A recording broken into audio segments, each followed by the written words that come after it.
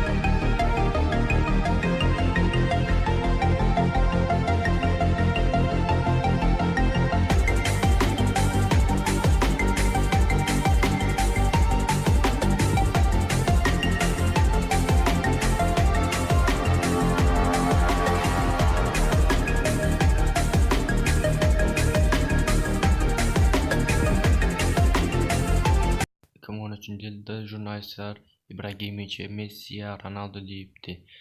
Zlatan İbrahimovic olsa dünyanın en güçlü oyuncusu Messi deyipti. 2013 yılda Portugalya bilen Şveysariya dostluk geçirdi.